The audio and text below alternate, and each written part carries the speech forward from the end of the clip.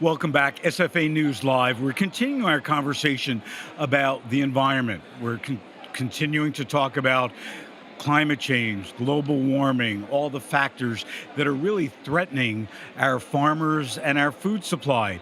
So I'm very happy that Casey Higgins is with us from Aero Farms. So for me, and I've talked a lot about this and written about it, vertical farming is the answer. I just mentioned a couple interviews ago how absurd it is that most of the lettuces that are grown in California are then shipped all over the country. So when I look at the impact from the trucking and from carbon, I mean the whole thing, it just doesn't make sense to me. So Aero Farms is located in Newark, New Jersey, right through the tunnel from where we are here at the Javits Center, and you're a vertical farm. And tell me more about it. Here's your product. I'm actually gonna. Can I open this and taste it? Of course. Okay, so tell me about what you guys are doing.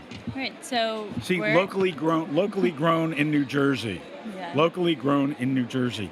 I am locally grown in New Jersey too. I am as well. So we're Aero Farms. We grow these dream greens in the world's largest indoor vertical farm.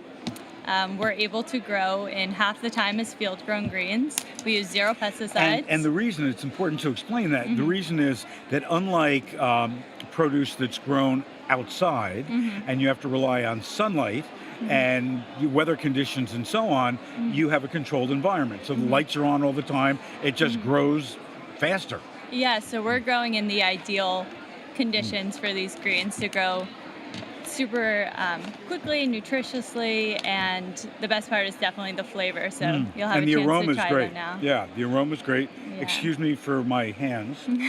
Go for it. Yeah, this is great. So this is a pesticide-free product. We also are able to grow 95% less water than field-grown greens, right, which is very fabulous. Important. Yep. Yeah. So. And also, when we take a look, not to bring up a sore point, but when we take a look at the recent romaine recall and deaths and illnesses, 3 months later, the government still can't find the source of the E. coli. So the idea of growing everything in the ground sometimes just doesn't make a lot of sense.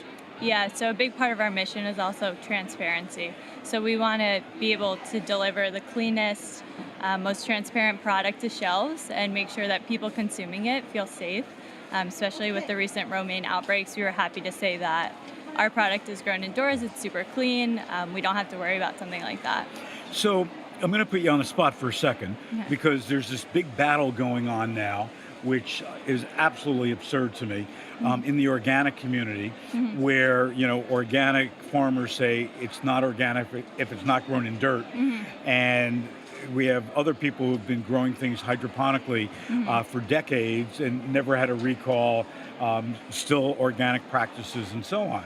So are we reaching the turning point, or the tipping point, sorry, where consumers are finally going to understand that growing things hydroponically, indoor farming, and so on is the right thing to do?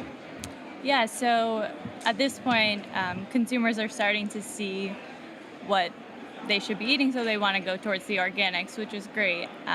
But for us, we definitely have to educate consumers about what organic really means. Right.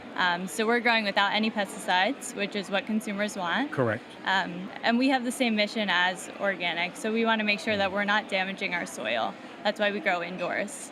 So. And also, if you take a look, most people go organic to avoid pesticides, as you said, also to guarantee that it's non-GMO. You're non-GMO, it's right on the label. Yep. So you're as close as it can be without the dirt. Yeah, so we even like to say that it's beyond organic. So we don't even use organic pesticides, it's zero pesticides. Zero pesticides. Yeah. And again, because of that controlled environment. And it's just so important that you're successful for all of our sake, not just for the company's sake, but that again, with population increases, with dirtier air, dirtier water, dirtier soil. In fact, I was talking to Gary Hirschberg on our first day, and what they've done is they found that a lot of the playgrounds throughout the country where kids are playing, either in schoolyards or outside, have really become toxic because of the pesticides in the air and everything else. So they have a new program called Stony Fields, cute, based on Stonyfield yogurt, that they're going out there. And I think he said that so far they've done 30 or 35 where they've gone in and really cleaned up the soil so the kids can play on it and the parents don't have to worry. That's amazing. Yeah. Yeah. So we've got a toxic environment that we've got to clean up, and you're doing your job. We're trying to, yeah, Well, definitely. thanks so much. Great tasting product, great Yeah. aroma for it. And so look for it in a store near you. June greens. Okay. I'm Phil Lempert. We're going to take a break. We'll be right back.